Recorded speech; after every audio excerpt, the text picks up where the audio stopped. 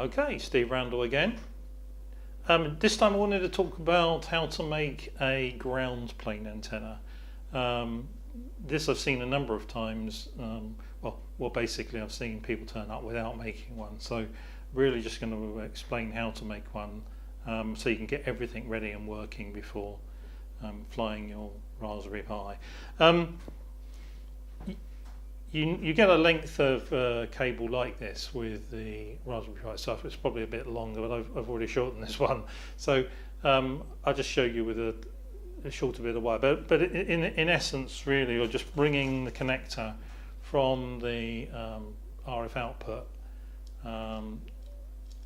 out through the case to a ground plane antenna, which you're going to make on the underside of this box. So you're going to need to punch a hole through this box to bring the wire through.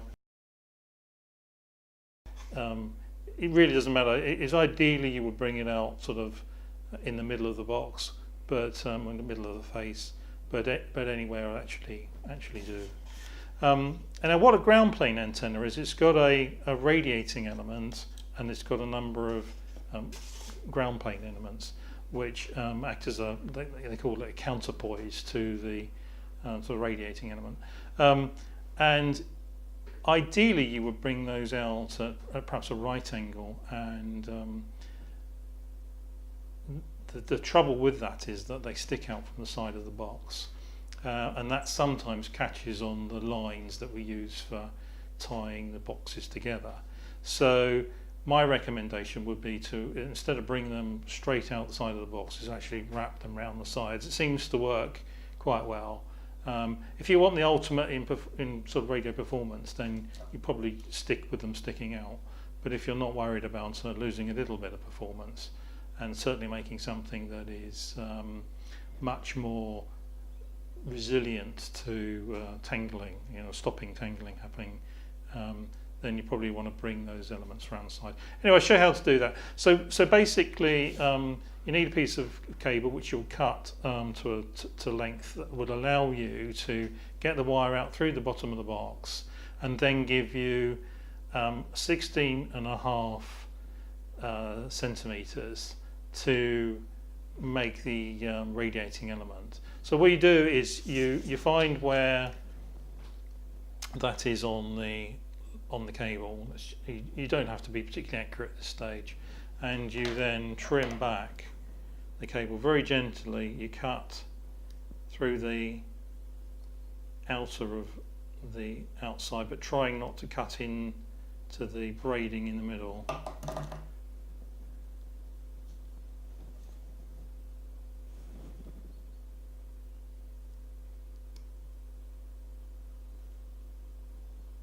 Can you get that, Darren?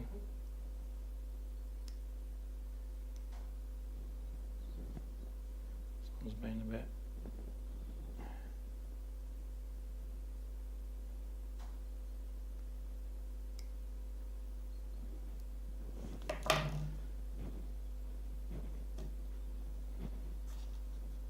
Now you're going to need a knife.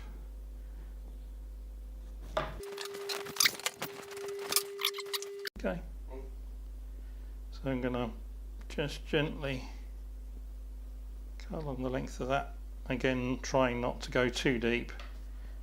You can just feel the braiding inside that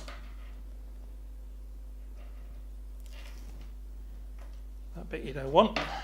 So now you've got the braiding, and then there's an inner conductor with a plastic sheath on it.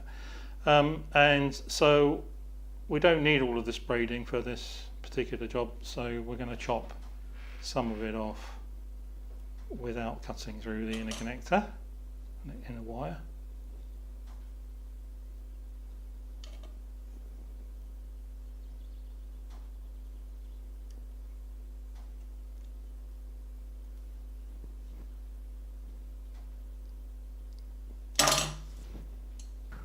Right, so we're going to take this wire that we've cut the braiding off of, or most of the braiding off of, and we're going to push it through the bottom of this box to make the ground plane. So just need to push a hole about somewhere about the centre of the box, but allowing for the Raspberry Pi and the Pi in the Sky board to fit inside as well.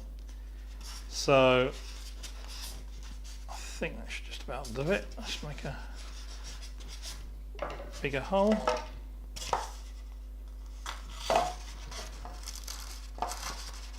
So that's now fitting through. So the first job is to pull back the braiding so that it is on the outer of the coax.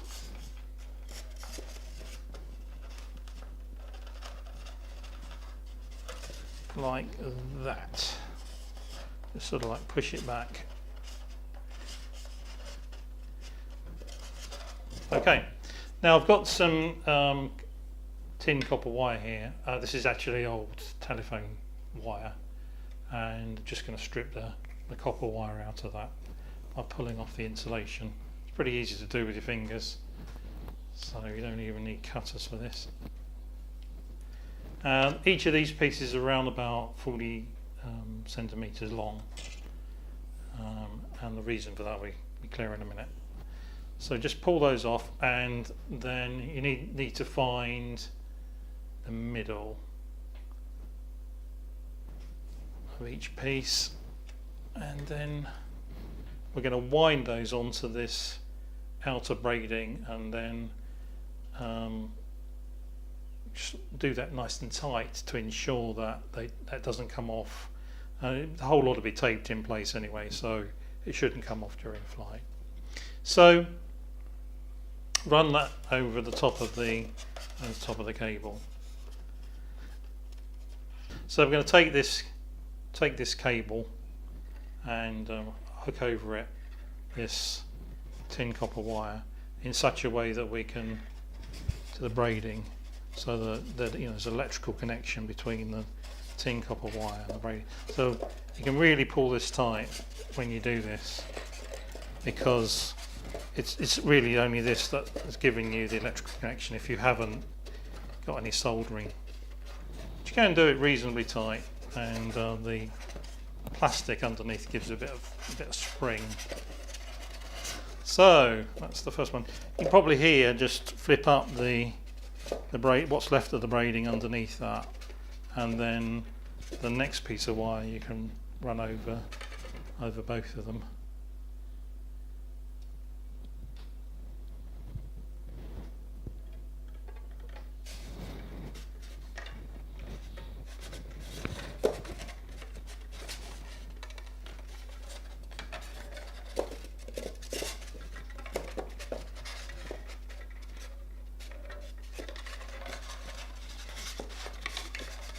Pretty much it.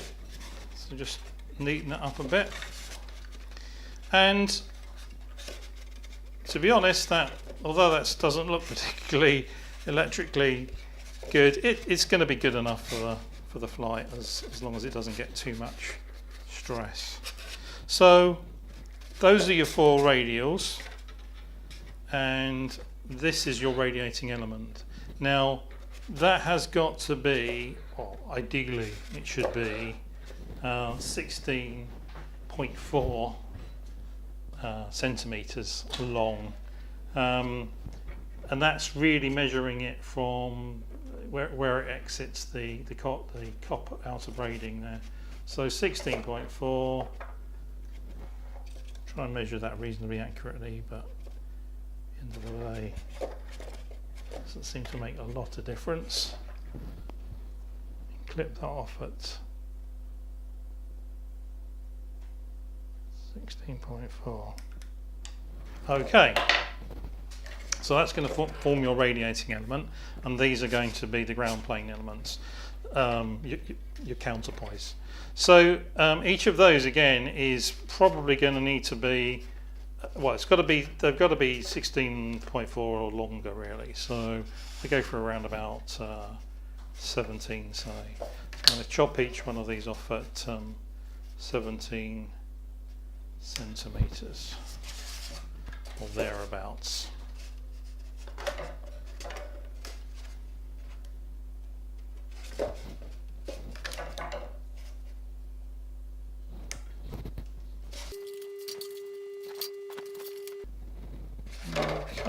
that's all 4 done.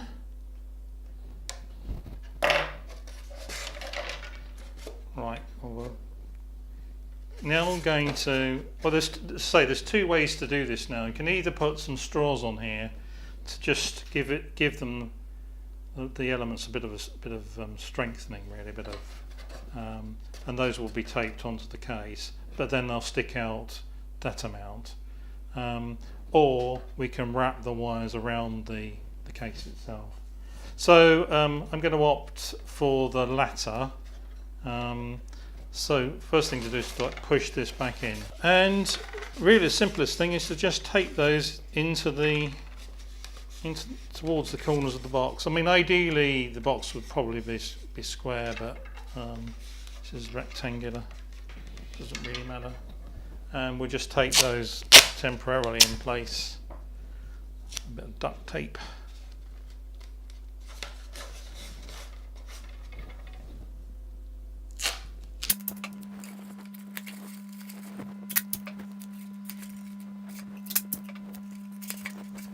So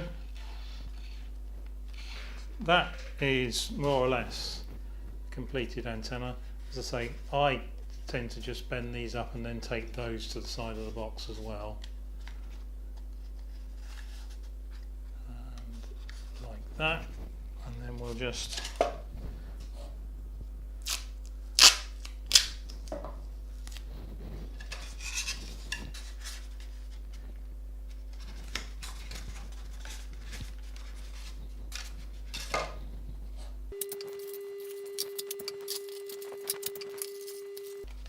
so, one more or less completed ground plane antenna, and in operation that is pointing down, that element is pointing down. The reason for that is that the radiation pattern from these tends to far out sideways, not particularly down, but sideways, so at a long distance away you're getting a good view of the antenna, which is sort of like sending its power out in this direction.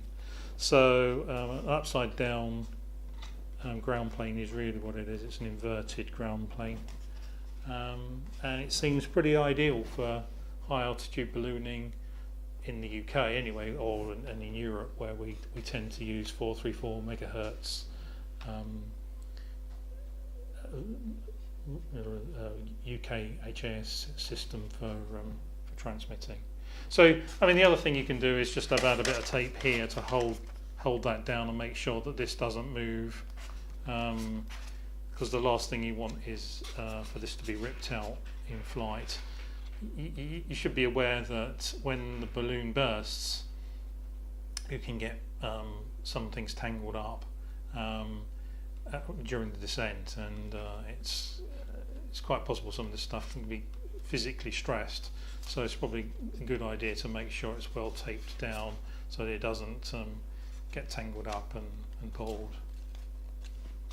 So that's it, more or less completed ground plane antenna, and that will do you for a good signal from high altitude ballooning.